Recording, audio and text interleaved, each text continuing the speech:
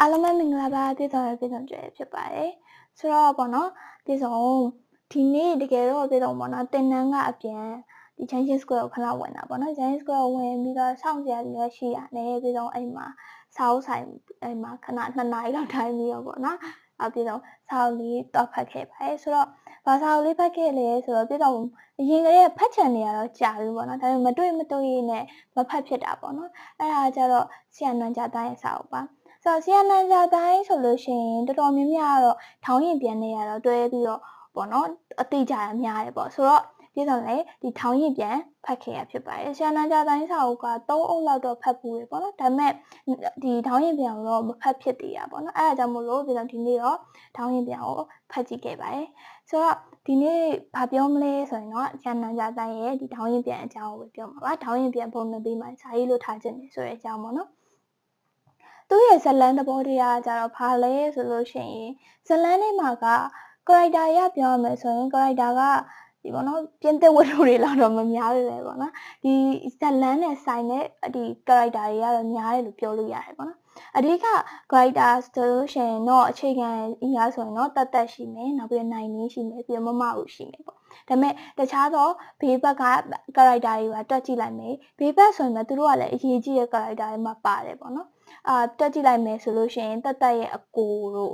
့နော်နောက်ပြီးတော့လို့ရှိရင်တတ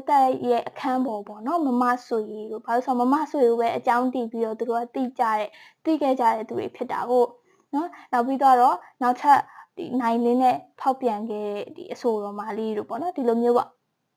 ဆိုတော့ဇလန်းကကြတော့ဘယ်လိုပုံစံမျိုးလဲဆိုရင်မမဦးနဲ့နိုင်လင်းကကြတော့လင်းမရရေပေါ့နော်ဒါပေမဲ့နိုင်လင်းကမမဦးထက်အသက်အများကြီးငယ်တယ်ပေါ့နော်အသက်အများကြီးငယ်တယ်10နှစ်လောက်ကိုငယ်တယ်ပေါ့အဲ့တော့ဒီတကကြတော့လေစီးပွားရေးတက္ကသိုလ်မှာနောက်ဆုံးနှစ်ကျောင်းသူကသူ့ရဲ့ပုံစံလေးကဘယ်လိုလဲဆိုရင်အရင်ဆုံးတရဲ့ character လေးကိုပြောပြပေးရမယ်ဆိုရင်တကဟိုငင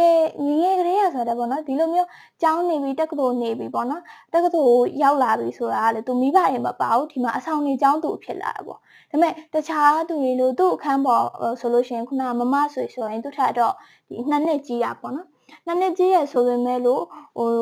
့သူ့မှာဆိုရင်လည်းရီစားတွေပါရှိတာပေါ့ဒါပေမဲ့တကကြတော့ငကိုတွေကအဲ့လိုရီစားတွေပါလည်းမထားဘူးအဲ့လိုသူ့ဆိုလို့ရှိရင်သူကရုပ်လေးလဲချောတဲ့အခါကျလာကြိုက်တဲ့သူအများကြီးပဲဒါပေမဲ့လုံးဝအကုန်လုံးကိုပတ်ဆက်ကိုညှင်းပစ်ခဲ့တာပေါ့နော်နောက်ပြီးတော့သူ့ရဲ့အိမ်လေးတိတ်ခါကိုသူ့ဘာသူထိန်းတဲ့မိန်းကလေးတယောက်ပေါ့ရီမုံမုံလည်းရှိတယ်နောက်ပြီးတော့ရုပ်ရည်လေးလည်းရှိတယ်ဒီလိုမျိုးမိန်းကလေးတယောက်ပါတကကြတော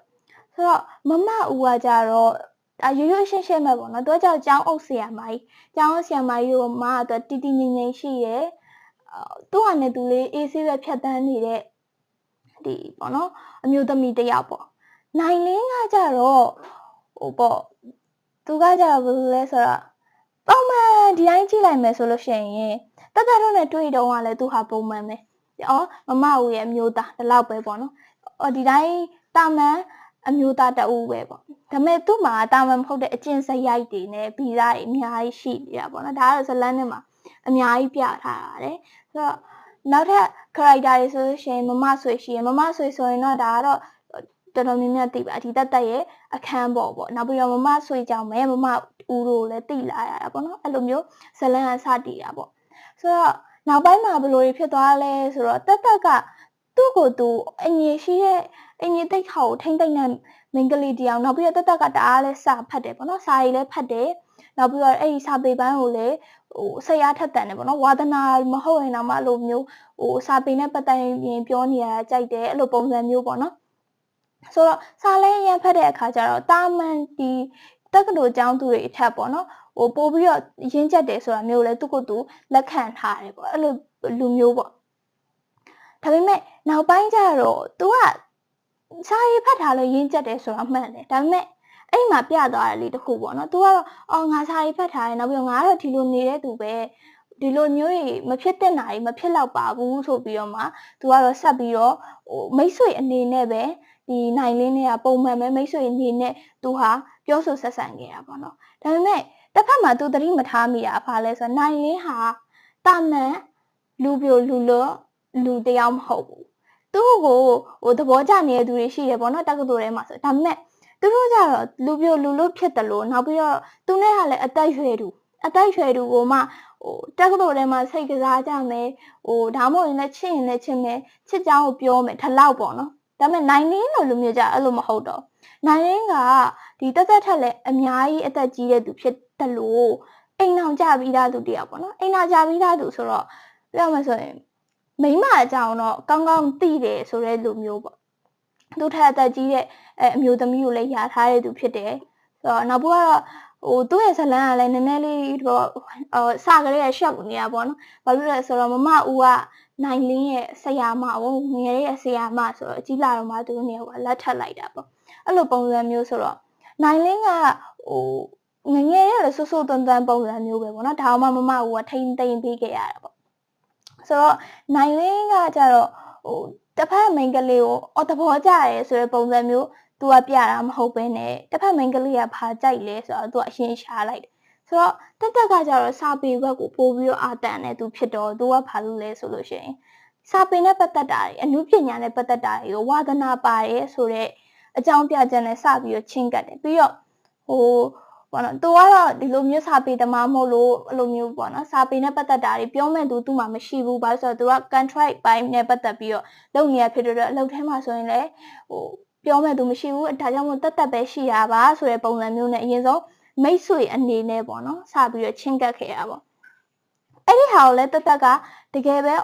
ဲသူကမိတ်ဆွေအနေနဲ့ပါနောက်ပြီးတော့သူငါပေါ့လွန်ကျွတ်ကလည်းဘာမှမရှိသလိုအပြုမူဆိုင်ရာရောအဲ့လိုသူကကြည့်လိုက်တာအဲ့လိုအကြည့်တွေအပြုအမူတွေနဲ့တုံးတဲ့စကားလုံးတွေကဘာမှလွန်ကျူးတာမျိုးမရှိဘူးဆိုတာမျိုးကိုတကသူ့ရဲ့အတွေးလေးနဲ့တွေးလိုက်တာပေါ့နော်စပြီးတော့တွေးတယ်ဒါပေမဲ့အဲ့ဒီအချိန်မှာခဏပေါ့နော်နိုင်လင်းကသူ့ရှိကိုလာနေတဲ့အပေါ်မှာမမဆွေရကြတော့သူကရီစားလဲထားဖို့ပြီးသွားတဲ့သူလည်းဖြစ်တယ်ပေါ့နော်နောက်ပြီးယောက်ျားအကြောင်းလည်းအနေငယ်သိပြီးတော့သူထက်လည်းနှစ်ကြီးတဲ့သူပေါ့နော်မမဆွေရကြတော့စာမဖတ်ဘူးဆိုပေမဲ့သူကလောကအကြောင်းကြတော့သူကကိုတွေ့ပေါ့နော်ကိုတွေ့သိတဲ့သူပုံစံမျိုးဖြစ်နေတာဆိုတော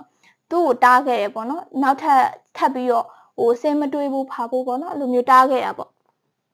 ပေမဲ့လေတက်ကအဲ့လိုမျိုး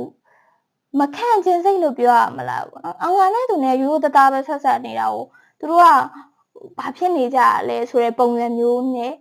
သူကစဉ်းစားသွားခဲ့ရပေါ့နော်ဒါပေမဲ့ဒီတက်ကဒီပထမပိုင်းတွေကတော့ဒီတက်ရဲ့ဒီခံစားမှုတွေကနေပဲရေးဖွဲ့ထားတဲ့ပုံစံပေါ့နော်ဆိုတော့တက်ကဘယ်လိုတွေးခဲ့လဲဆိုတော့ငါတို့ကတော့ဒီလိုပဲပေါ့နော်ပုံမှန်တာမန်ဆက်ဆံရေးပဲဒီလိုမိတ်ဆွေဆက်ဆံရေးပဲနောက်ပြီးတော့စာပေတဘာချင်းပင်ဆက်ဆံရေးပဲဆိုပြီးတော့တွေးတယ်ဒါပေမဲ့လည်းသူကတခြားသူတွေအမြင်ကရုပ်ဆိုင်တဲ့သူဖြစ်တဲ့အခါကျတော့တခြားသူတွေအမြင်မှာအထင်လွဲဝါးမကောင်းဘူးဆိုပြီးတော့ဖြတ်ဖို့စ조사ခဲ့တယ်ဆိုတဲ့စိတ်ခံစားချက်ကိုတော့ဒီစာအုပ်ထဲမှာဖော်ပြခဲ့ရပေါ့နော်ဒါပေမဲ့သူပြောတဲ့လောက်ဆိုရင်ကံကြမ္မာအရာဆိုပြီးတော့မှသူပြောတယ်ပေါ့ကံကြမ္မာအရာနောက်ပိုင်းသူရဲ့ဒီခဲမကဆေးရုံနေတက်ရတာတွေရှိတယ်အဲ့လိုပုံစံမျိုးပေါ့နော်ဒါကြောင့်မို့လို့ပိုနီးဆက်သွားတယ်ပေါ့ဒါပေမဲ့ပြည့်တော့အမှတွေ့ရတာဖာလဲဆိုတော့ဒီကံကြမ္မာအရာပိုနီးဆက်သွားတယ်ကံကြမ္မာအရာညင်းလို့မရတော့ဘူးဆိုတာတွေကသူ့ပေါ်နဲ့ဘေးနားကလူတွေပေါ်အများကြီးမူတည်နေပါတယ်ဘာလို့ဆိုတော့ပထမဦးဆုံးဖြစ်ရက်ပေါ့နော်ဒီသူ့ကိုယ်ရဲ့မိန်းမပေါ့နော်သူ့ကိုယ်ရဲ့မိန်းမဆေးရုံတက်ရတဲ့အချိန်ပေါ့အဲ့ချိန်မှာမလွဲတာမရှောင်တာလို့ဒီကိုနိုင်လင်းရဲ့ကားကိုတုံးလိုက်ရတယ်ပေါ့နော်ကားကိုတုံးပြီးတော့အဆောင်ပြန်ရတယ်ဆေးရုံသွားရတယ်အဲ့လိုမျိုးတွေလုပ်ရတယ်ပေါ့အကူကြီးယူလိုက်ရတယ်အဲ့ဒီအချိန်မှာသူ့ရဲ့စိတ်ထပ်ပေါ့နော်ဒီသူ့ရဲ့အကိုပေါ့သူ့အကိုကကြတော့တွန်းပို့လိုက်တယ်လို့ဖြစ်သွားတာမျိုးပေါ့တကယ်ဆိုရင်ဒါကကိုညမလည်းဖြစ်တဲ့အခါကျတော့မလုတ်တဲ့အရာပေါ့နော်ဘာလဲဆိုတော့ဒါလည်းအရေးပေါ်အခြေအနေဖြစ်နေသူမိမအရေးပေါ်အခြေအနေဖြစ်နေတော့ခိုင်းလိုက်တာလည်းဖြစ်ကောင်းဖြစ်နိုင်တာပေါ့နော်ပြောရမယ်ဆိုရင်အဲ့ဒီနေ့ကမှနိုင်လင်းတဲ့သူဆိုတာသိတာနိုင်လင်းတဲ့ဒီတက်ရဲ့အကူကစတည်တယ်ဒါပေမဲ့ဘာကိုလှုပ်လိုက်တာလဲဆိုတော့နိုင်လင်းရဲ့ကားနဲ့ပေါ့နော်နိုင်လင်းနဲ့အတူတူပေါ့တက်ကိုသွားပြီးတော့မှအိမ်ကိုသွားပြီးတော့မှပစ္စည်းတွေကို list လုပ်ပြီးတော့ပစ္စည်းတွေသွားယူခိုင်းလိုက်တယ်ပြောမယ်ဆိုရင်ယောက်ျားလေးနဲ့မိန်းကလေးဆိုတော့အဲ့လိုနှစ်ယောက်ထဲကတော့မလွတ်တဲ့ဘူးပေါ့နော်ဒါပေမဲ့လည်းသူကအဲ့လိုလွတ်လိုက်တယ်လို့ဖြစ်သွားတယ်နောက်ပိုင်းကျတော့တက်ကအဲ့နိုင်လင်းရဲ့ကားတွေပဲစီးရဲသွားတာတွေပဲဖြစ်သွားတယ်ပေါ့နော်ပုံမှန်ဆိုရင်တော့နည်းနည်းတိတ်မရင်းနေတဲ့သူလည်းဖြစ်တဲ့အခါကျတော့ အနေခက်တာတွေဘာတွေရှိနေတဲ့သူဆိုပေမဲ့အဲ့ဒီမှာကျတော့ပို့ပြီးတော့ရှင်းနီးသွားစေခဲ့တာပေါ့နောက်တစ်ချက်ကကျတော့အဖြစ်အပျက်တွေအများကြီးဖြစ်ပြီးသွားပြီမမဦးကလည်းနောက်ပိုင်းပေါ့နော်နောက်ပိုင်းတက်ကသူ့စိတ်သူမထိန်နိုင်မယ်နဲ့ဘလို့ဖြစ်သွားလဲဆိုတော့ဒီနိုင်လင်းနဲ့ညှိစွန်းသွားတဲ့ပုံစံမျိုးပေါ့ညှိစွန်းသွားတယ်ဆိုတော့လိုမျိုးမဟုတ်ပဲနဲ့သူကနိုင်လင်းကကျတော့သူ့ကအဲ့လိုပစ္စည်းတွေပါလဲအဲ့လိုမျိုးပေးတာတွေရှိတယ်ပေါ့နောက်ပိုင်းကျအဲ့လိုတိုက်ခန်းတွေပါဝယ်ပေးတာတွေပါအဲ့လိုအဆင့်ထိတွေဖြစ်လာတယ်ပေါ့နော်အဲ့ဒီလိုတွေဖြစ်လာတဲ့အဓိကအကြောင်းရင်းကကျတော့တက်ရဲ့အတွေးခေါ်နေအများကြီးဆိုင်အများကြီးဆိုတဲ့အလုံးစုံကြီးပါဆိုင်နေတာပါတက်ရဲ့အတွေးခေါ်တက်ကတောက်လျှောက်ဘလို့တွေးခဲ့လဲဆိုတော့တခြားသူတွေရဲ့အမြင်ကိုကြည့်တယ်ဆိုပြီးတော့သူ့ကိုယ်သူအမြဲတမ်းပြောနေခဲ့တဲ့သူဆိုပေမဲ့သူကြည့်ရပုံကဘလို့ဖြစ်နေလဲဆိုတော့သူတို့မဟုတ်တမ်းများယူထင်နေတယ်ပေါ့နော်အဲ့တော့တကယ်ဆိုလို့ရှိရင်နိုင်လင်းကလည်းတစ်ချက်လောက်ပေါ့နော်ခွင့်ပြုပေးလိုက်တာနဲ့ငါစီကိုပါလာမဲ့သူပဲဒါမဲ့မဟုတ်တာယူဘာလို့ပြောနေကြလဲအဲ့လိုပုံစံကြီးနဲ့ပေါ့နော်နောက်ပြီးတော့မခံကျင်စိတ်အဲ့လိုတွေပါတယ်ပေါ့အဲ့ဒါကြောင့်မလို့တကယ်ဖြစ်အောင်လုပ်လိုက်တယ်ဆိုတော့ရည်ရွယ်ချက်တွေလည်းအများကြီးပါတယ်ပေါ့နော်ဒါကြောင့်မို့လို့လေအငယ်နှောင်းပုံစံမျိုးစတင်ပြီးတော့ဖြစ်ပေါ်လာတာပေါ့ဒါပေမဲ့တက်ရဲ့စိတ်ကကြတော့ဒီထဲမှာဖော်ပြထားတာစိတ်ခံစားချက်ကကြတော့လုံးဝဖလူရဲဖြစ်နေတာပေါ့နော်တစ်ဖက်မှာကြတော့ဒါမဖြစ်တဲ့ဘူးနောက်ပြီးမိသားစုရဲ့ဂုံနမယ်ကြီးလည်းပြတ်သွားနိုင်တယ်ဆိုတဲ့ဟာတစ်ဖက်ဒါပေမဲ့အဲ့ဒါသူတစ်ခါတလေမှတွေးမိတာပြောမှဆိုရင် तू အမကိုလှုပ်ပြီးမှအဲ့ဒါကိုတွေးမိသွားတာမလှုပ်ခင်မှာအဲ့လိုမတွေးမိဘူးမလှုပ်ခင်မှာဆိုရင်ခုနကပြောတဲ့အရွေးတိုက်ခြင်းနဲ့စိတ်အဲ့လိုမျိုးပဲရှိတာပေါ့နော်ဒါတော့သူ့ရဲ့ဒီစိတ်ပေါ့နော်ဆိုတော့နောက်ပိုင်းကျလို့ရှိရင်အဲ့လိုလဲတော်တော်လေးလဲလွန်သွားပြီပေါ့နော်လွန်ပြီးတဲ့နောက်မှာနောက်ထပ်ဖြစ်ပျက်တစ်ခုကဘာလဲဆိုတော့မမကသူ့ကိုလာတားတယ်ပေါ့နော်အဲ့ဒီညမှာ तू ကခုနပြောသလိုပဲပေါ့နော်လှုပ်ပြီးခါမှာ तू ကသူ့အမသူတိပြီးတော့ तू ကဘာဆုံးဖြတ်လိုက်လဲဆိုတော့တိုက်ခန်းနေပါလေရှူပြီးသွားရင်နော်ဒါမဲ့ဒါကြီးအကုန်လုံးပြန်အပ်လိုက်ပြီးတော့ तू ဒီနိုင်လင်းနဲ့ဒီဇလန်ကိုဖြတ်မယ်ဆိုပြီး तू တွေးလိုက်တယ်ဒါမဲ့အမှလည်း तू ကကန်ကြမှာကြောက်မယ်ဆိုပြီးတော့ထပ်ပြီးတော့ဒီထဲမှာရေးထားပြန်ဘာလဲဆိုတော့မနက်ပိုင်းကျတော့မမကသူ့ရှိကိုအရင်ဆုံးလာတောင်းမှန်သူ့ယောက်ျားနဲ့ခေါက်ကွာပေါ့နော်အခုနေပေးဖို့နောက်ပြီးတော့အခုဝယ်ထားတဲ့တိုက်ခန်းဆိုတော့လည်းလက်ဆောင်ယူလိုက်ဖို့ဒါမှမဟုတ်ကားဆိုရင်လည်းကားတိုက်ခန်းဆိုရင်လည်းတိုက်ခန်းပေါ့နော်တခြားလိုချင်တာကိုလည်းပြောဖို့ဒါမှမဟုတ်ပတ်စံဆိုရင်လည်းပတ်စံပေါ့လိုချင်တာကိုလည်းပြောဖို့အတွက်ဆိုပြီးတော့သူ့ကိုအရင်ဆုံးမေတ္တာရက်ခံတယ်ပေါ့နော်ဒါမဲ့တက်ကကြောင့်သူ့ရဲ့မာနကိုထိတယ်ဆိုပြီးတော့မှသူကစဉ်းစားလိုက်ပြီးတော့ဖားလဲဆိုတော့အဲ့လိုမျိုးလိုချင်တာမဟုတ်ဘူးဆိုပြီးတော့သူကပြောချလိုက်အဲ့တော့ဟိုကဘာပြောလဲဆိုတော့အရင်ဆုံးအနုနီတုံးမယ်ပြီးရင်တော့အကျန်းနီတုံးမယ်ပေါ့နော်ပြောချင်တာကကျတော့မိဘတွေကိုပြောမယ်နောက်ပြီးအကြောင်းကိုပြောမယ်ထလို့ပုံစံမျိုးပေါ့အဲ့ဒီအချိန်မှာနောက်ပြီးတော့ဒီမရင်ငယ်ဆိုပြီးတော့မှတက်ကိုခေါ်ဆိုသုံးနှုတ်လိုက်တယ်ပေါ့နော်ခေါ်ဆိုသုံးနှုတ်လိုက်တဲ့အပြင်မရက်ကြီးတယောက်အနေနဲ့လည်းမမဦးဘက်ကတွေးကြည့်လို့ရှိရင်တက်ဒီလောက်ထိလွန်လာတာကိုသိခံပေးရတာကလည်းတော်တော်လွန်လာပြီဘာလို့လဲဆိုတော့ပထမတစ်ခေါက်ကလည်းလာပြောပြီးွားပြီးသူဒီတစ်ခေါက်မတိုင်ခင်တော့ဘာမှမဖြစ်ခင်တော့ပြောရမယ်ဆိုရင်တက်နဲ့ကမိတ်ဆွေပါပဲဆိုပြီးတော့ဖြစ်နေခရဲကလာပြီးတော့ပြောခဲ့ပြီးွားပြီမမဆွေကလည်းတားပြီးသွားပြီနောက်ဦးနှစ်ဖက်လုံးတားပြီးသွားပြီဒါမဲ့တက်ကိုကနားမထောင်တာဒါမဲ့နားမထောင်တဲ့ဒီမှာလည်းပို့ပြီးတော့စိတ်တူကောင်းတာဘာလဲဆိုတော့နားမထောင်ဆိုတာဒီလိုသူကချစ်မိနေဘာညာအဲ့လိုမျိုးနားမထောင်တာမျိုးမဟုတ်ဘဲနဲ့သူကဘာလဲဆိုသူကိုယ်တိုင်ဆုံးဖြတ်နိုင်ပါတယ်နောက်ဘက်ကတော့သူတို့အဲ့လောက်စင်တီမဖြစ်ပါဘူးဆိုတဲ့ပုံစံမျိုးနဲ့သူသိပါတယ်ဆိုတဲ့ပုံစံမျိုးနဲ့သူကနားမထောင်ဒါပေမဲ့နောက်ဆုံးတော့လည်းဒီတိုင်းပဲဖြစ်သွားတာပဲပေါ့ဘာဖြစ်ပေါ့နော်ဒီဘက်အခြေအနေကိုပြန်လာလိုက်မယ်ဆိုလို့ရှိရင်မမကသူ့တောင်းပန်တာမရတယ်ဆိုအဲ့လိုပေါ့နော်ပါရိုက်ခဲ့မိရပေါ့ဘာလို့ဆိုတော့တအားထောသားထွက်သွားတာသူတက်ရဲ့အပြုတ်မှုတွေကိုကြည့်ပြီးတော့တက်ရဲ့အပြုတ်မှုတွေကအခုပြောပြနေလို့တိတ်မသိတာပဲဒီထဲမှာဆိုလို့ရှိရင်တကယ်ဆိုလို့ရှိရင်ဆီယန်နွန်ကြတဲ့အရေးအသားနဲ့ဆိုလို့ရှိရင်ပြီးတော့ကြိုက်တာဖေးလိုမျိုးလဲဆိုတော့ဒီထဲမှာဆိုရင်တက်ကပြောမှဆိုအငယ်နှောင်းဆိုတဲ့ပုံစံပေါ့ဆိုတော့အဲ့ဒီအငယ်နှောင်းတစ်ယောက်ရဲ့စဉ်းစားပုံနောက်ပြီးတော့လောက်ကင်ပုံနဲ့မရက်ကြီးတယောက်ကသူ့ကိုလာပြောနေတာတော့မှ तू ကပြန်တွေးလိုက်တဲ့ပုံစံတွေကငယ်နှောင်းပီတာတယ်ပေါ့နော် ငယ်နောက်ပိတာတယ်အဲ့လိုပုံစံမျိုးတွေပေါ့နော်နောက်ပြီးတော့တက်ကဒီမမကိုဘလို့နိုင်လိုချင်လို့ဘလို့မျိုးလှုပ်လိုက်တယ်ဆိုတာတွေလုံးဝပြပြမြင်ကိုဒီထဲမှာရေးထားတာပေါ့နော်မမကလည်းတခဲကိုကျင်နာတတ်တယ်လို့ပဲပြောရမလားသဘောကောင်းတယ်လို့ပဲပြောရမလားမမဦးနဲ့တက်နဲ့စတွေ့ကြတဲ့ကမမဦးကတက်ကိုကညီမအရှင်လိုမျိုးသဘောထားခဲ့ရပါတော့။ဒါမဲ့လည်းနောက်ဆုံးအထိကိုသူကအဲ့လိုမျိုးထားသွားခဲ့တာ။နောက်ဆုံးအထိဒီဆောက်ဆုံးသွားတဲ့အထိကိုတက်နဲ့မမဦးနဲ့ကြတော့ညီမအရှင်တွေကိုနေသွားတာ။မမဦးကလည်းအကုန်လုံးကိုခွင့်လွှတ်ပေးခဲ့တယ်ပေါ့နော်။နိုင်လေးကိုရောတက်ကိုရောခွင့်လွှတ်ပေးတဲ့အပြင်မရက်ပြိုင်နေနဲ့ပါနေခဲ့ရပေါ့အဲ့ဒီဆောက်ထဲမှာရေးထားတာဆိုလို့ရှိရင်ဘာလဲဆိုတော့အဲ့ဒီခက်ကကြတော့တလင်တမယာစနစ်ကမပေါ်သေးဘူးမိမကပဲယောက်ျား2ယောက်ယူလို့မရတာယောက်ျားဘယ်2ယောက်ယူရတယ်မိမဘယ်2ယောက်ယူရတယ်အဲ့လိုစနစ်ကြီးဖြစ်နေတာပေါ့နော်အဲ့တော့နိုင်လင်းပြောခဲ့တဲ့စကားလို့ပေါ့နော်မိမကသာကွာခြင်းခတ်တာယောက်ျားကွာခြင်းအိမ်မွားဒီတိုင်းဆင်းလာလေရတယ်ဆိုတာမျိုးပေါ့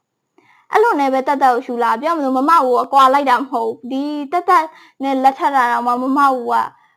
နိုင်လင်းအမေနေရာမှာနေပေးခဲ့တယ်နောက်ပြီးတော့အကုန်လုံးလဲသူပဲစိုက်လုပ်ပေးခဲ့တာပေါ့နော်အဲ့တော့ဘယ်လောက်ထိသဘောထားကြီးနိုင်လဲဆိုတော့မမကဘယ်လောက်ထိသဘောထားကြီးနိုင်လဲဆိုတော့ဓမ္မရင်သိနိုင်တယ်ဒါပေမဲ့ဒီစာအုပ်ထဲမှာဆိုရင်လည်းမမရဲ့အပြုတ်မှုတွေနောက်ပြီးတော့ပါရိုက်ခဲ့တယ်ဆိုတာတော့ဒါကတက်နဲ့သူနဲ့တွေ့ခဲ့တဲ့တစ်လျှောက်လုံးမှာအဲ့တစ်ချက်ပဲလုံးဝသူတီးမခံနိုင်လို့ဒါပါဆိုအဲ့ဒီတပိုင်းလေးပဲသူကျမ်းပါတယ်ဆိုတဲ့အပိုင်းလေးပါတာကျမ်းတဲ့အပိုင်းတွေအကုန်လုံးတက်ကိုသူကအတက်နိုင်ဆုံးပေါ့နော်90%လောက်ကိုတီးခံပြီးတယ်သူကအကုန်လုံးတီးခံပြီး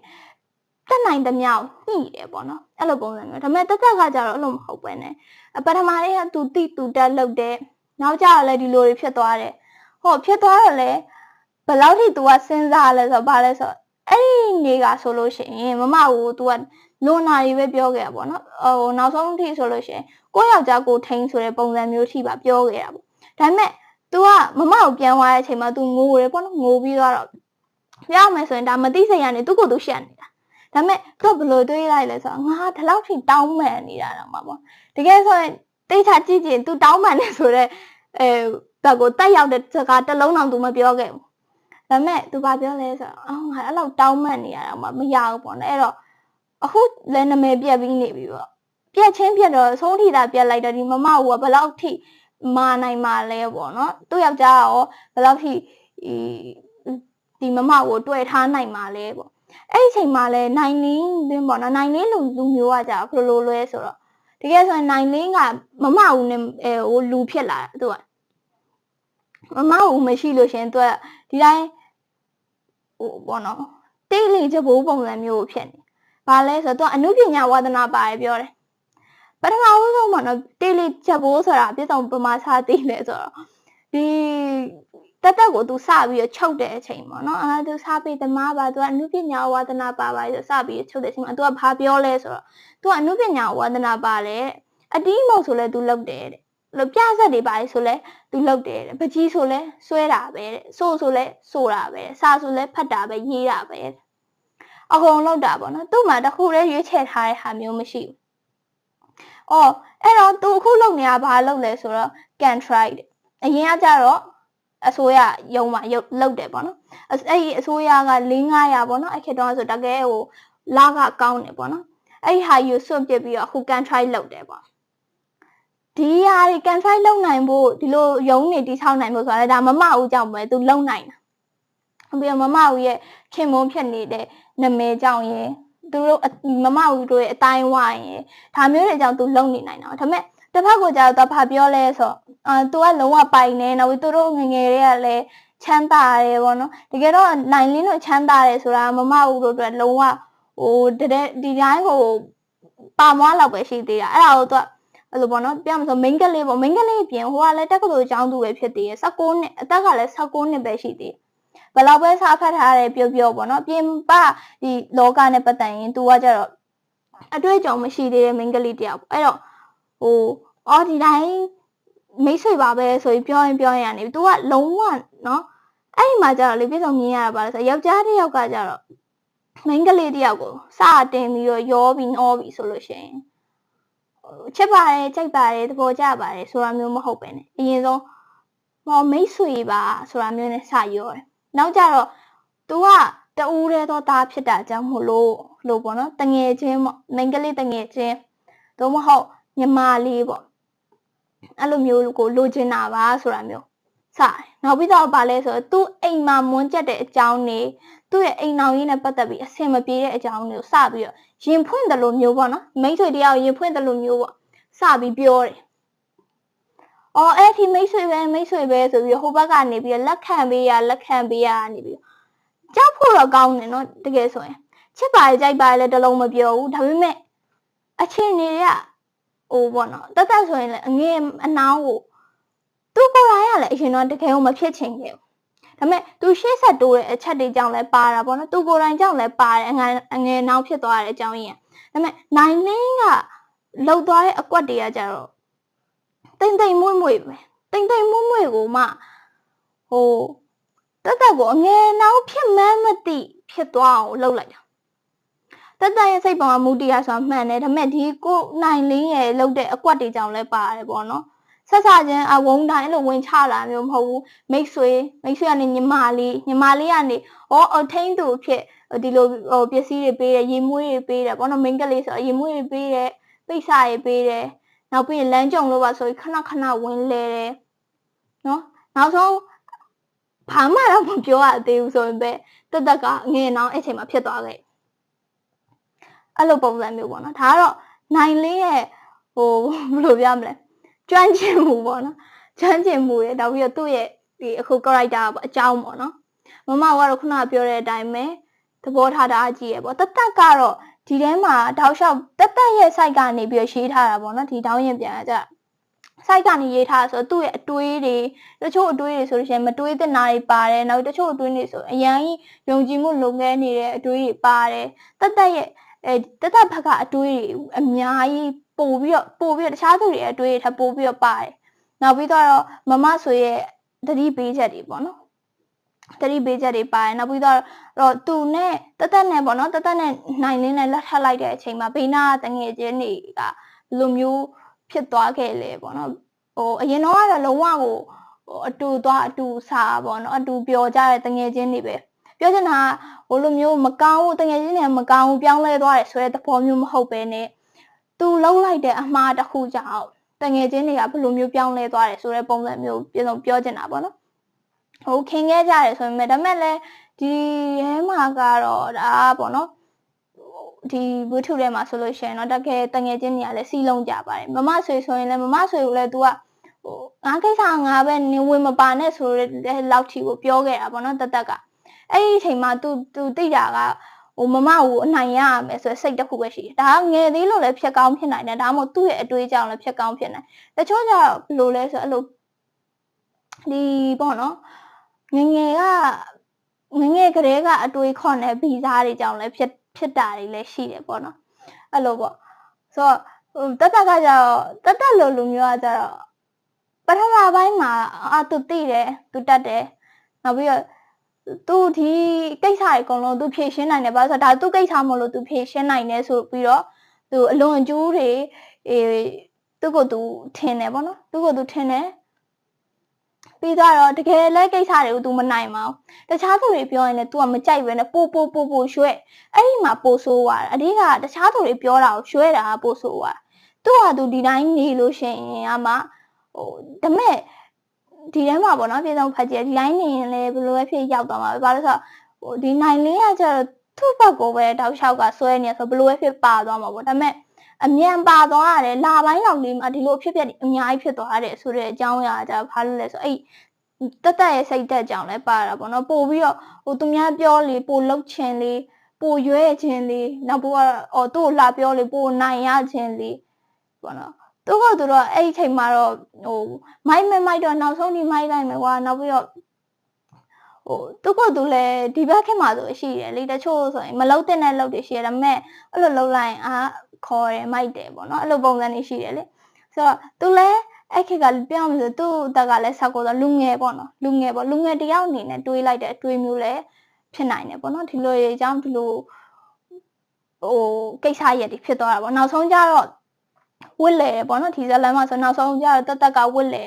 ဒါပေမဲ့တက်ဝစ်လေတာကျတော့မမအောင်ထက်ဆိုးသွားတာဘာလဲဆိုတော့သူ့မှာကျတော့သားလေးတယောက်ပါရှိတယ်ပေါ့နော်ဒါပေမဲ့သူ့သားကလည်းနောက်ဆုံးမှာဆုံးပါသွားတယ်နောက်ပြီးတော့ဒီနိုင်လင်းကလည်းသူ့ဗီဇာတိုင်ပဲတကယ်ဆိုဒါကသူ့ဗီဇာ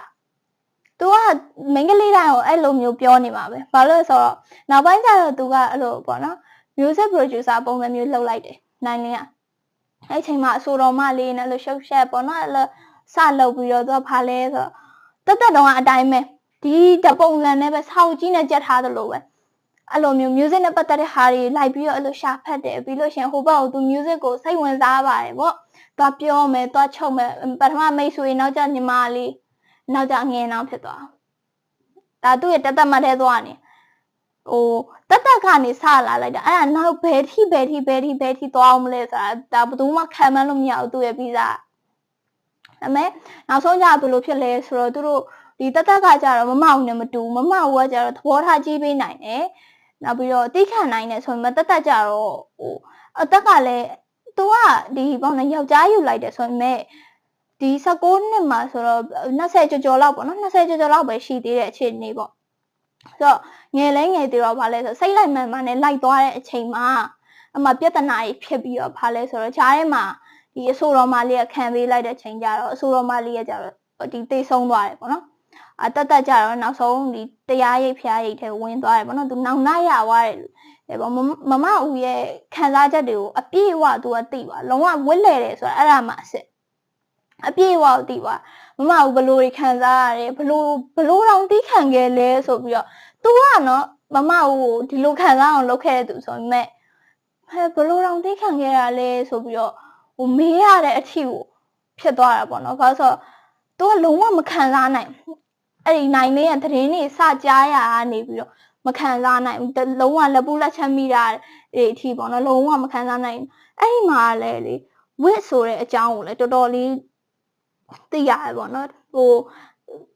တီထဲမှာရေးထားတယ်လို့ပေါ့ငရဲဆိုတာနောက်မှခံရမယ့်ဟာဆိုတော့ဝစ်ဆိုတာခဏလေးနဲ့ပြန်ခံရတာဆိုတော့ပိုပြီးကြောက်ဖို့ကောင်းတယ်ဆိုပြီးတော့ရေးထားဝစ်ကလုံးဝကိုချွတ်စွတ်ပြန်ပြီးခံရတာပေါ့ဆိုတော့ဒီအားကျတော့ထောင်ရင်ပြန်ရဲ့ဇလန်းပေါ့နော်ဆိုတော့ပြည်ဆောင်ရဲ့အထင်မြင်တစ်ချက်သွားလိုက်ပါမယ်ဆိုတော့ခုနကတော့ပြည်ဆောင်ဒီ character တွေနဲ့ပတ်သက်ပြီးတော့ပြည်ဆောင်ပြောခဲ့တယ်ပေါ့နော် character ဘယ်သူကဘယ်လိုစိတ်ဓာတ်မျိုးဆိုတာမျိုးပေါ့ဆိုတော့ဒီလိုမျိုးတက်ကဘာကြောင့်ဖြစ်သွားတာလဲဆိုရင်ခုနကပြောတဲ့တွန်းအားပေးမှုနောက်ပြီးတော့သူကိုယ်တိုင်ရဲ့အတွေ့ကအပြည့်အဝနီးပါးကိုပါတယ်ဒီဖြစ်ပျက်တွေဖြစ်သွားဖို့တွန်းအားပေးမှုကတော့အသေးမွားပါပဲခုနကသူ့ကိုကပိုနီးဆောင်လွတ်ပေးလိုက်တဲ့ပုံစံမျိုးရှိတယ်နောက်ပြီးတော့မမဆွေပေါ့နော်မမဆွေကတော့အမအရင်တော့မဟုတ်ပေမဲ့ပေါ့နော်တငယ်ချင်းအမပေါ့ပြောရမယ်တငယ်ချင်းအမအမလိုလည်းဟုတ်တယ်တငယ်ချင်းလိုလည်းဟုတ်တယ်ဆိုတော့တငယ်ချင်းလည်းပြီးတာတယ်လို့အမလည်းပြီးတာတယ်လို့ပြောလို့ရတယ်သူအတက်နိုင်ဆုံး2ခါ3ခါလောက်ရှိကိုတားပေးခဲ့တယ်အတက်နိုင်ဆုံးတားတယ်ဘယ်လောက်ထိအောင်လဲဆိုတော့သူအကယ်နေမငင်းချင်ဘူးလားရတယ်ငါညင်းပေးမယ်ဆိုတဲ့အထိကိုသူလုပ်ပေးတကယ်ဆိုရင်ဒါသူနဲ့ဆိုင်တဲ့ကိစ္စမဟုတ်ဘူးသူကသူအေးဆေးပဲသွားလိုက်လို့ရှာတယ်ဒါပေမဲ့သူကြောင့်အောင်တွေ့ခဲ့ရတဲ့သူတွေလည်းဖြစ်တယ်ပေါ့နော်အဲ့ဒါလည်းပါတယ်နောက်ပြီးတော့တက်ဆိုတာလည်းအခန်းပေါ်လည်းဟုတ်တယ်တငယ်ချင်းလည်းဟုတ်တယ်ဆိုတော့သူတက်နိုင်ဆုံးတားပေးခဲ့ဒါပေမဲ့အဲ့ချိန်မှာတက်ဘာပြောခဲ့လဲဆိုတော့ဝင်မပါဘူးနဲ့အာနာစရာကြီးဖြစ်သွားမယ်ဆိုတဲ့အချက်ပေါ့အာနာစရာကြီးဖြစ်သွားမယ်ဆိုတဲ့အချက်နဲ့ပြန်ပြောခဲ့တယ်ဆိုတော့အဲ့ဒီလိုပြောပြီးတော့ကာယကရှင်ကပြောပြီးဆိုရင်ဒီဘေးလူကဘာမှလည်းလုပ်ပေးလို့မရဘူးနော်ဆိုတော့မမဆွေရကြတော့နောက်ဆုံးထိတော့သူတာဝန်ကျေပါတယ်နောက်ပိုင်းကျတော့လေမမဆွေရတက်နေရလဲပုံမှန်ပဲအဆင်ပြေပဲပေါ့နော်အဆင်ပြေပဲဆက်ပြီးတော့ဒီဇလန်းဆုံးနဲ့ဒီနေသွားခဲ့ရပေါ့နော်မမဆွေရလဲတငယ်ချင်းကောင်းပြီးတာခဲ့တယ်ပေါ့နော်တက်ကတော့ခုနကပြောတဲ့အတိုင်းပဲတက်ရဲ့စိတ်ကကြတော့ဘာလို့ပိုသိရလဲဆိုလို့ရှိရင်တက်ရဲ့ site ကနေရေးထားတာဖြစ်တယ်တက်ကမမကိုဘယ်လိုမြင်လဲနိုင်လေးကိုဘယ်လိုမြင်လဲသူ့ပန်ဝင်ကျန်လူတွေဘယ်လိုမြင်လဲနောက်ပြီးတော့မမဆွေလိုတားတဲ့သူတွေကိုဘယ်လိုမြင်လဲပေါ့အဲ့ဒါကြီးအကုန်လုံးကိုပြည်စုံတို့ဖတ်နေနေကိုသိနေရတယ်ပေါ့ဒါပေမဲ့သူ့ site ကရေးထားတယ်ဆိုရင်ပုံမှန်ဆိုလို့ရှိရင်ဒီပေါ့နော်ပြောပြရတဲ့သူရဲ့ site ကနေရေးထားရှိရဲဒါမှမဟုတ်ခံရတဲ့သူရဲ့ site ကနေရေးထားတဲ့မျိုးတွေရှိတယ်ပေါ့နော်အဲ့လိုဆိုရင်ပြည်စုံတို့ဖတ်ရင်းနဲ့က အဲ့ဒီသူရဲ့နေရာမှာဝင်ပြီးတော့ခံစားပြီးတော့ကိုချင်းစာမိသွားတာရှိတယ်။ဒါပေမဲ့ပြည့်စုံပေါ့နော်အဓိကတော့ပြည့်စုံဖတ်တာဆိုပြည့်စုံဘူဒီပြောမယ်ဆိုရင်တော့အဲ့လိုမျိုးမခံစားရဘူး။တခြားစာအုပ်တွေဆိုရင်ပြည့်စုံတကယ်ကိုချင်းစာမိတာပေါ့နော်။ဒါပေမဲ့သူကလည်းအငယ်နောင် character ဖြစ်နေတာလည်းပါတယ်ပေါ့နော်။ကြည့်လိုက်တဲ့အခါကျတော့ဘလို့လဲဆိုတော့တခုသူ့တဲ့ဝင်ပြီးခံစားမိမယ်ဆိုရင်တော့ငါဆိုရင်တော့တေချာပေါ့ဒီလိုမလုပ်ဘူးဆိုတာမျိုးအဲ့ဒီတခုပေါ့နော်ဒါမှမဟုတ်သူ့ကို character တခုအနေနဲ့ပဲကြည့်မယ်ဆိုလို့ရှိရင်ဒီထဲမှာသူ့ရဲ့စိတ်ဓာတ်ဟာသူ့ character မသိတာဒါပေမဲ့သူ့ character မသိရဒီနိုင်လင်းနဲ့စတွေ့တဲ့နေ့နိုင်လင်းကိုစပြီးသိတဲ့နေ့သိတာတော့နော်အပြင်မှာမဟုတ်ဓာတ်ပုံမှာပဲသိတာအဲ့နေ့ကလေးစပြီးတော့ချို့ယွင်းနေပြီစပြီးတော့ဒါပေမဲ့ဒါကလည်းအပြစ်ပြောလို့တော့မရဘူးပေါ့နော်လူတိုင်းကကိုယ်စိတ်ကိုသိရဲဆိုရင်တခါအလုံးစုံမသိသွားတဲ့အချက်တွေရှိတာ哦ဆိုတော့သူလည်းအဲ့လိုမျိုးဖြစ်သွားတာဖြစ်နိုင်နောက်ပြီးတော့ယုံကြည်မှုလွန်ကဲတာသူ့ကိုယ်သူယုံကြည်မှုတအားလွန်ကဲတယ်နောက်ပြီးတော့မမဆွေတို့ဘာလို့လဲစာမဖတ်ပါဘူးဆိုတော့ဒါမသိစိတ်တာနော်ပေါ်ထင်ဖော်ပြထားတာမဟုတ်ပြည့်စုံမြင်လိုက်ရတာပြောဆရာနာကြတိုင်းဒီလိုရေးပြတဲ့ထဲတာမှာပြည့်စုံမြင်လိုက်ရတဲ့အရာဘလိုမျိုးဒီရေးထားတဲ့ဇက်ကွက်ထဲမှာပါတဲ့ဟာမျိုးမဟုတ်ဘဲနဲ့ပြည့်စုံမြင်လိုက်ရတဲ့ဒီတက်ရဲ့စိတ်ကကြတော့သူ့ရဲ့မသိစိတ်ထဲမှာသူဟာစာဖတ်ထားတဲ့စာတွေရှိတယ်ပို့ပြီးရှင်းကြက်တယ်မမဆွေထားငယ်တယ်ဆိုရင်သူဟာပို့ပြီးရင်းကြက်တယ်မမဆွေကရီစားနဲ့ပဲသွားနေတယ်နောက်ပြီးသူ့ထက်လည်းအသက်ကြီးလို့စာဖတ်လို့ရှင်တော့မှသူများစာဖတ်နေဥမာသူစာဖတ်နေပြီဆိုလို့ရှင်မဆွေရလာပြန်မပြင်းဘူးလားပါညာအဲ့လိုပြောတယ်သူဆိုတော့မသိစိတ်ထဲမှာတော့ထင်သေးတဲ့ပုံစံမျိုးတော့ရှိနေမယ်ဆိုပြီးတော့ပြန်တော့မြင်ရတယ်ပေါ့နော်အဲ့ဒါကြောင့်လဲမမဆွေသူပြန်ပြောခဲ့တာပါရှိတာပေါ့နော်ဒါကတော့တက်ရဲ့အတွေးတွေနဲ့သူ့ရဲ့ခံစားချက်တွေတချို့ခံစားချက်တွေဆိုရင်အဲ့ဒါကိုဘယ်လိုခေါ်မလဲဒီထဲမှာဆိုတခါတလေသူငိုကြွေးတာတွေပါတယ်ဝမ်းနေတာတွေပါတယ်ပေါ့ဒါပေမဲ့တနာဖို့ကောင်းမနေဘူးပေါ့နော်ပြဿနာကိုဖတ်ကြည့်တာအဲ့ဒါဘယ်လိုလဲဆိုတော့တနာဖို့ကောင်းမနေဘူးကဘယ်လိုလဲဆိုတော့ဒါကလည်းဖတ်ကြည့်ရသူအနေနဲ့စာဖတ်သူအနေနဲ့ကလည်းသူ့ရဲ့ဇလန်းနေအကုန်လုံးကိုသိနေလို့လဲပါတယ်ပေါ့နော်တနာဖို့မကောင်းလို့ဘာလို့ပြောလဲဆိုတော့ဒါကသူဒီလိုတွေးခဲ့လို့ဖြစ်တာဆိုအကယ်၍သူ့ရဲ့စိတ်ကိုပြင်ဆင်ခဲ့မယ်ဆိုရင်ဒါမှမဟုတ်တခြားသူတွေတားကြရတာပြင်ဆင်ခဲ့မယ်ဆိုရင်ဒီလိုဖြစ်လာမှာမဟုတ်ဘူးအကယ်၍တတ်တာအပြင်မှာတကယ်ရှိရသူဆိုလို့ရှိရင်လေသူပြောနေကြပေါ့နော်ဒါကတော့စင်ကြီးပေါ့နော်သူပြောနေကြစင်ကြီးတိုင်းပြောမှာပဲသူစ조사ခဲ့တယ်ပြင်ဆင်ဖို့ဒါပေမဲ့ကကြမ္မာသူ့တွန်းပို့ခဲ့တယ်ဆိုတာမျိုးပေါ့နော်ကံကြမ္မာတွန်းပို့ရအောင်တကယ်တမ်းဆိုသူကဖူးစားလည်းမဟုတ်ဘူးဟိုဘက်ကလည်းဒီအိမ်အောင်ရှိပြီးသားအမျိုးသားပေါ့နော်သူကကျတော့လူလူကမှတက်တော်ကျောင်းသူပဲရှိသေးတယ်အဲ့လိုပုံစံမျိုးပေါ့မသူအများတိုင်းပြောရဲကံကြမ္မာသူတွန်းပို့တယ်သူညင်လို့မရအောင်လုပ်တယ်ပေါ့နော်တကယ်တော့ကံကြမ္မာတွန်းပို့တယ်ဆိုတာမျိုးကလည်းတကယ်တော့ဒါစင်ကြီးစကလုံးတစ်ခုအနေနဲ့ပဲရှိတယ်တကယ်တော့အဲ့ဟာတွေတွန်းပို့တဲ့ဟာကိုလိုက်သွားအောင်ကသူ့လုံးမဖြစ်မှာသူ့လုံးမဖြစ်တာအဓိကအကုန်လုံးကသူ့ပေါ်မူတည်နေတာဒါပေမဲ့သူကစင်ကြီးနဲ့စင်လက်လို့ပြောရမှာပေါ့နော်အများတိုင်းစင်ကြီးများကကံကြမ္မာတွန်းပို့တယ်သူ့အကိုကတွန်းပို့တယ်နိုင်လင်းကသူ့ကိုဆွဲဆောင်တယ်မမဦးကတွန်းပို့တယ်ဒါတွေပဲသူများပေါ်တွေကိုသူအပြစ်မြင်ခဲ့တာသူများအပြစ်ကိုမြင်တယ်သူ့အပြစ်သူမမြင်ဘူးသူကကိုယ့်အပြစ်ကိုတော့မမြင်ဘူးသူများအပြစ်ကိုတော့မြင်တယ်တကယ်ဆိုခုနကပြောလို့ပေါ့နော်အဲ့ဒါကြီးဆိုတအားကိုတိတာတာပေါ့သူတောင်းပန်တဲ့စကားမပြောခဲ့ဘူးဒါပေမဲ့ဒါဒီလောက်တောင်းပန်နေတာမမြဘူးလားဆိုတာမျိုးဒါကိုဖာလိုက်တဲ့သဘောကိုဖာလိုက်တဲ့သဘောဆိုတော့သူကဘယ်နေရာမှာသွားပြီးအာတာလဲဆိုတော့ဘယ်နေရာမှာသွားပြီးတုံးချတယ်အဲ့လိုနေရာမှာသူဖာတယ်နောက်ဘူးကတော့သူအစားပြောတယ်ပေါ့နော်သူကစာရေးကောင်းတဲ့သူမဟုတ်ဘူးဒါမဲ့လို့ဒီလိုသူ့ရဲ့အဖြစ်အပျက်တွေရေးချလိုက်ခြင်းနဲ့နောက်ပြီးသူကဒီ emotional အပိုင်းတွေပေါ့နော်ဒီခံစားချက်ပိုင်းနဲ့ပတ်သက်တာတွေသူတအားလို့ခံစားရတယ်ဒါပေမဲ့အဲ့လိုခံစားအောင်လဲသူပဲလုပ်တာသူကသူမှမဟုတ်ဘူးတခြားသူတွေကအဲ့လိုခံစားအောင်လုပ်ခဲ့တယ်လို့ဖြစ်တာပေါ့နော်နောက်ပိုင်းမှာတော့ဝစ်လေပထမကျတော့ဝစ်ဆိုတဲ့သဘောတရားဖော်ပြသွားတယ်ပါဆိုတော့ ပြတော့အရေးသားသွားမယ်ဆိုလို့ရှိရင်ဆရာနန်းကြတိုင်းကငကိုရဲဆရာနန်းကြတိုင်းရဲ့အရေးသားကိုသဘောကျရတဲ့ပါတယ်ပေါ့နော်ပြတော့ဒါပေမဲ့ဒီထောင်းရင်ပြန်မှာကတော့လုံးဝကြိုက်တာပေါ့နော်ဘာလို့လဲဆိုတော့ဒီတက်ဆိုတဲ့ main ကလေးနောက်ပြီး character သူ့ရဲ့ character ဟာအငယ်နှောင်းဆိုတော့အငယ်နှောင်းတစ်ယောက်ရဲ့စိတ်ဓာတ်အငယ်နှောင်းတစ်ယောက်ရဲ့အတွေးအငယ်နှောင်းတစ်ယောက်ရဲ့ခံစား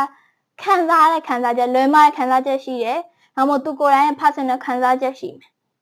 ပေါ့နော်အဲ့ဒါတွေကိုလုံးဝပြီးပြင်းအောင်ပေါ်အောင်ဒီရေးပြသွားနိုင်တယ်ပေါ့နော်နောက်ပြီးနိုင်လင်းလို့ယောက်ျားဆိုတာကမိမတယောက်လည်းရပြီးသားဖြစ်တဲ့အတွက်မိမချမ်းကြည်နေတဲ့ယောက်ျားအကြောင်းကိုလည်းကောင်းကောင်းရေးပြသွားပါတော့ယောက်ျားတယောက်ကမိမတယောက်ကိုချင်ကတ်တယ်ဆိုတာကချစ်ပါတယ်ကြိုက်ပါတယ်မှမဟုတ်ဘူးပေါ့နော်အတင်းမုတ်တွေပေးချက်ချင်းလာစကားတွေပြောအလုပ်ပုံစံမျိုးမဟုတ်ပဲနဲ့သူကနော်ဘယ်လောက်ထိမျက်နှာပြောင်လဲဆိုတော့တဲပါမေးတာနော်အဲ့နဲ့ဒီပေါ့နော်အကိုနဲ့တက်ပေါ့နော်ဒီလိုမျိုးတွေ့နေရတယ်ကိုတခြားသူတွေပြောလို့လားဖာညာနဲ့တောင်ထည့်မေးတယ်နောက်ပြီးတော့နည်းနည်းစိတ်ဆိုးကျင်သွားတယ်ဒီလိုမျိုးသူ့ကိုထင်ရသလားဆိုပြီးတော့စိတ်ဆိုးကျင်သွားတဲ့ပုံစံမျိုးပေါ့နော်အဲ့လောက်တွေသူ့ယူတာလေယောက်ျားမာယာပေါ့နော်ယောက်ျားမာယာတော်တော်များခဲ့နိုင်လင်းကလည်းနောက်ပြီးတော့ဗီဇကြောင့်လည်းပါကြည့်လေတကယ်တော့တက်ဝက်လဲတယ်ဆိုတော့လည်းနိုင်လင်းရဲ့ဗီဇကြောင့်နိုင်လင်းကအကယ်၍နောက်ထပ်မိန်းကလေးနဲ့လက်ထပ်ပြင်လဲနောက်ထပ်လုံနေတက်ညမဆုံးမချင်းကို तू ကလုံနေဘာလို့ဆိုတော့ဒါဟာသူ့ဗီဇဖြစ်နေငယ်လေးကပါလာတဲ့ဗီဇပြောင်းလဲလို့မရတဲ့ဗီဇဖြစ်နေဘလောက်ပဲအဲ့ဒီမိန်းကလေးကသူ့ပေါ်ကောင်းပေးပုံအောပေးမရဘူးဒါသူ့ရဲ့ပြောင်းလဲလို့မရတဲ့ဗီဇအကြောင်းရေးပြထားတာပေါ့နော်နောက်ပြီးတော့character ဟာဒီထဲမှာဆိုများတယ်ဒါပေမဲ့တယောက်နဲ့တယောက်ရဲ့အတွေးတွေနောက်ပြီးတော့သူ့ရဲ့ character ဖွဲ့စည်းထားပါတော့ကျန်တဲ့ character ဖွဲ့စည်းထားတဲ့အချိန်မရောတော့ပါဘူးတယောက်နဲ့တယောက်မထက်နေဘူးသူတို့ရဲ့အတွေးအမြင်တွေခံယူချက်တွေပုံစံတွေဒါလုံးဝမထက်နေဘူးဒီမှာဆိုရင်လည်းယောက်ျားလေး character တွေ2ယောက်3ယောက်ပါတယ်ဒါပေမဲ့မထက်နေဘူးဒီလိုပုံစံမျိုးဆိုဒါဘယ်သူမှအဲ့ဒီမှာဆိုရင်စကောက်နာမည်ထည့်ရေးထားတိတိုင်အောင်ထည့်မိတိုင်းဒါအားတော့မမဘူးပဲဒါဒီလိုတွေ့ရင်တော့တက်ပဲဆိုတာမျိုးတိလောက်တဲ့အထိကိုပေါ်လွင်အောင်ရေးပြနိုင်နေပေါ့နော်ဒီဆရာနန်းကြတိုင်းအဲ့ဒီမိမှာတော်တော်လေးကြိုက်တယ်ပေါ့နော်ဒီတိုင်းဆိုလို့ရှိရင်တော့ပြည်စုံတော့အနည်းငယ်လောက်ပေါ့နော်အတွေးမှာနည်းနည်းသွားတူတာတို့ဖာတို့ပေါ့နော်လိုမျိုးဖြစ်သွားနိုင်မယ်ဒီမှာကျတော့လုံးဝတစ်ခုနဲ့တစ်ခုလုံးဝမထပ်ဘူးနောက်ပြီးတော့ပို့ပြီးတော့ဇက်ကောင်နေအများကြီးရောအခုဆိုတက်ဆိုင်ကရေးထားတာဆိုတက်ဆိုင်ကတော့ပေါ်တယ်ဒါပေမဲ့တခြားဟာတွေကိုပါလိုက်ပြီးတော့နိုင်ရင်းဆိုရင်နိုင်ရင်းရဲ့အတွေ့မမဘူးဆိုလို့ရှင်လည်းမမဘူးရဲ့တီးခန့်တက်ပြီးတော့လုံးဝမူးရပွားနိုင်တဲ့စိတ်မမဆွေရဲ့ဒီတာဝန်ကျေတဲ့စိတ်တာဝန်ကျေတဲ့အပြုမှုတွေဒါမျိုးတွေကိုအကုန်လုံးလစ်ဟင်းမှုမရှိပေါ့နော်ပေါ်လွင်အောင်ရေးပြနိုင်တယ်ပေါ့နော်ပြတော့ကတော့ဒီထောင်းရင်ပြန်ပုံနှပေးမှာစာရေးလို့ထားခြင်းနဲ့ဖတ်ပြီးရဲ့နောက်မှာအခုဆီယနန်ကြတိုင်းနဲ့မှာတော့ထောင်းရင်ပြန်ကိုအကြိုက်ဆုံးပုံဖြစ်နေတာပေါ့နော်ဘာလို့ဆိုတော့အရေးအသားပိုင်းမှာဆိုလို့ရှင်လည်းပြည်တော့ခုနကပြောတဲ့ချက်တွေနဲ့ဆိုရင်လုံးဝသဘောကျတယ်နောက်ပြီးတော့ပြည်တော့ကဘဝရတဖတ်တဲ့သူမဟုတ်လားမသိဘူးပေါ့နော်ဘဝရတပိုင်းရင်နောက်ပြီးတော့သူတို့ရဲ့အတွေးနဲ့စိတ်ခံစားချက်တွေကိုပြည်တော့ပို့ပြီးတော့ကြည့်ပြတယ်ပေါ့နော်နောက်ပြီးတော့ character ခုနကပြောသလိုပေါ့နော်ဒီပုံမှန်ရိုးလူမှာတွေးတဲ့အတွေးနဲ့အငယ်အနောက်မှာတွေးတဲ့အတွေးနဲ့မရကြီးမှာတွေးတဲ့အတွေးနဲ့အဲ့လိုကြတော့နောက်ပြီးယောက်ျားတစ်ယောက်တော့မှလူပြိုယောက်ျားတစ်ယောက်တွေးတဲ့အတွေးနဲ့မိန်းမချမ်းချစ်ရဲ့ယောက်ျားတစ်ယောက်တွေးရဲ့အတွေးနဲ့မတူအတွေးတွေကမတူတယောက်နဲ့တယောက်အဲ့ဒီအတွေးတွေခံစားချက်တွေလွှဲချတာတွေပေါ့နော်အဲ့ဒါတွေကိုပြည်စုံလို့ရှင်းရှင်းလင်းလင်းမြင်ရတယ်ဒီပေါ့နော်ထောင်ရင်ပြန်ဖုန်နေမိပါစာရေးလို့ထားခြင်းနဲ့ဆိုရင်ဆောက်ထဲမှာရှင်းရှင်းလင်းလင်း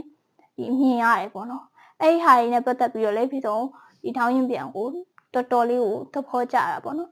ဆိုတော့ပြည်စုံဒီနေ့ကကြတော့ဒီဆန်နန်ကြပိုင်းရဲ့ဒီထောင်ရင်ပြန်ပုံနေပြီးကိုစာရေးလို့ထားခြင်းနဲ့ဆွဲဆောက်လေးနဲ့ပတ်သက်ပြီးတော့ပေါ့နော်ပြည်စုံမနက်က